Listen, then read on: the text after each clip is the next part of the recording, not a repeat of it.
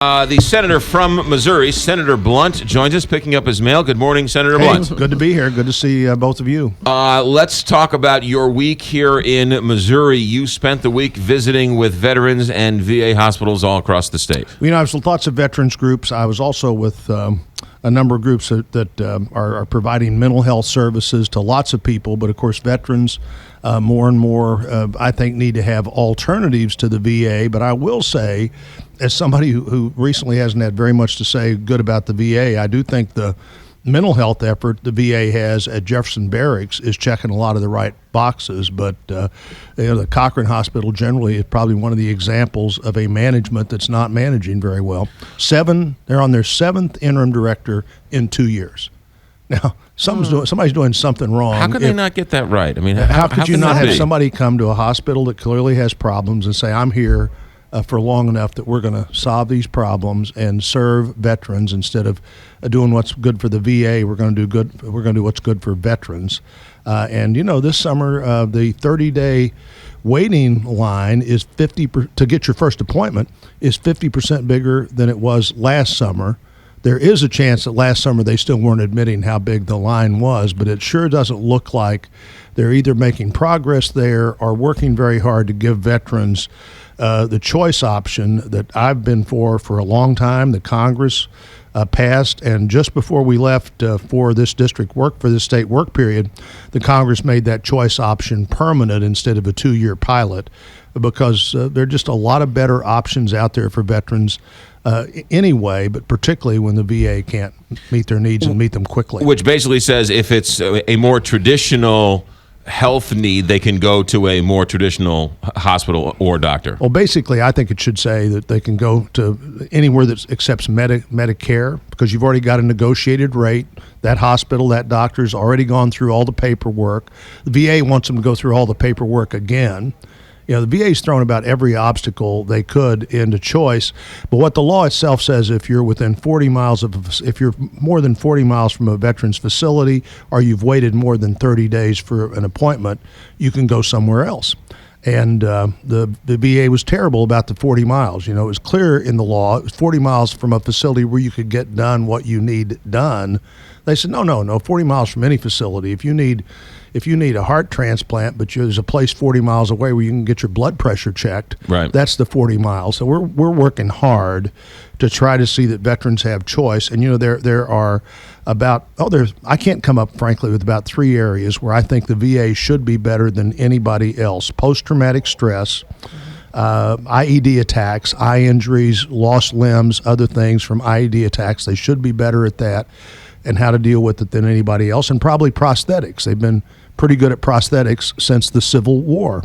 But after that, I really can't put much on the list where it's better to go to the VA than a hospital you may pass to get your kidney cancer dealt with, your heart stent put in, your whatever else you need done. Why is it so hard? I mean, we've been going to war for a long time. We've had veterans for a long time. How come we still can't get this right? You mention these problems, then you hear these stories where they don't get their cases, their benefits for 2 years, 3 years, 4 years. These insane stories of these veterans waiting for their benefits. How can that be, Senator? Well, and then you also have people who are in the program where they're trying to deal with veterans because they're closer and can do it better, where the VA then won't process their payment. But the big reason why it is that the veterans organizations themselves have been incredibly supportive of the hospitals.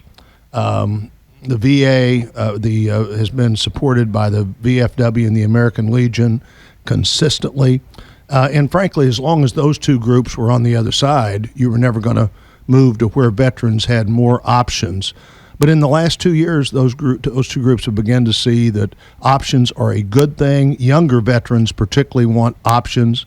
When I introduced with Senator Stabenow from Michigan the Excellence in Mental Health Act, our biggest support group for that, where you treat mental health like all other health at federally qualified clinics and other places that meet the standards, one of our biggest support groups was young veterans organizations who made that one of their top priorities. They want choice.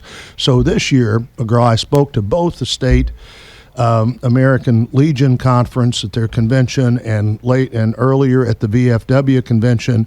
And in both of those places, I said, no one has been more supportive of the VA than your two organizations, and the VA has not done what they needed to do to deserve your support. The competition is a good thing. And also, I probably should say this. I also said, and I've said on your show before, a lot of people that work at the VA are doing their very best to provide good health care to veterans, and a significant number of veterans have had good health care at the VA. But whatever that number is, unless it's 100%, that get the best possible result, which may not always be the result you want, but the best possible result, the number isn't good enough. Is there a problem shortage with doctors, nurses, other healthcare providers in these VA hospitals too? Is that also creating somewhat of a backlog? Well, I don't know. I don't think so. And in fact, until we got into the last year, the president said that the VA was the best sourced federal agency under his administration.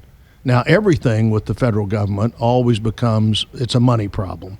I think this is probably not a money problem, and frankly, if you're going to move more toward choice for veterans, the answer is not to build more and bigger hospitals. It's to really get good at the facilities you already have and make those the kind of facilities that people want to work at and want to come to. I'm told one of the reasons that they can't get a permanent director at the Cochrane facility is nobody wants the job. But I don't take that as a very good answer. While we still have you, Senator Blunt, since last time you were here, Senator McCaskill has come out in favor of the Iran nuclear deal between Iran and the U.S. Have you made up your mind, and what are your thoughts as you watch this debate? Oh, and I'm sure I'd made up my mind when I was here the last time. You know, I've been on the Intel committee for a long time. Maybe that made me a little the committee where the CIA and others report to all the time.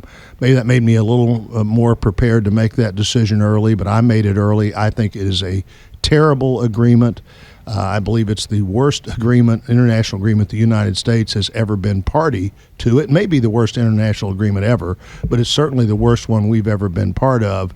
It will create an environment in the most dangerous part of the world where everybody will want to have, if they can afford to have it, the same weapon they believe Iran is about to have.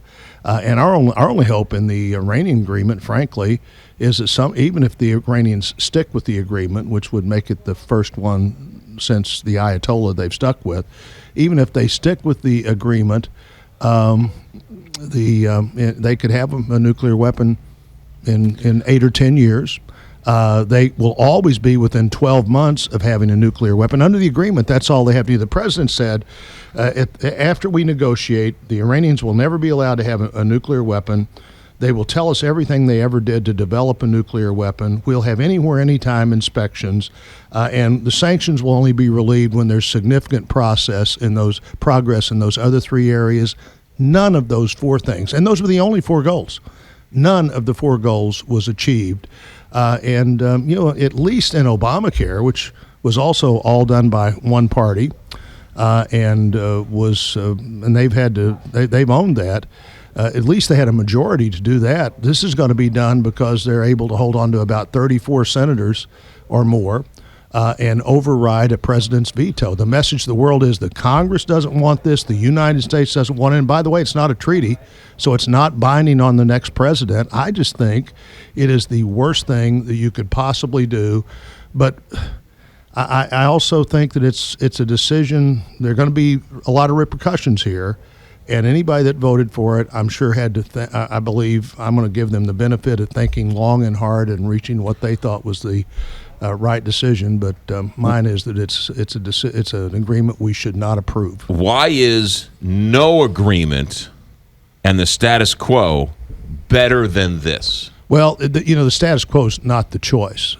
We were in fairly good shape, I think, as their economy was seeing great impact by the sanctions, and oil then was still $110 a barrel. If we'd have stuck with the sanctions as oil moved down to where it is now, $40 a barrel, there may have been the uprising in the country that we have hoped for a long time. Could have happened in 2009, but we did nothing to encourage that rebellion against the government. The sanctions were working. It will be harder to reimpose them than it would have to stick with them. But it's a false choice that the only option is war or this agreement. There could have been a better agreement. Taking our other options off the table gave us a very weak bargaining position, and there's a reason. I think 100 military leaders endorsed the agreement the other day. That got a lot of media attention. 241 former generals and admirals said it was terrible. That got a whole lot less media attention.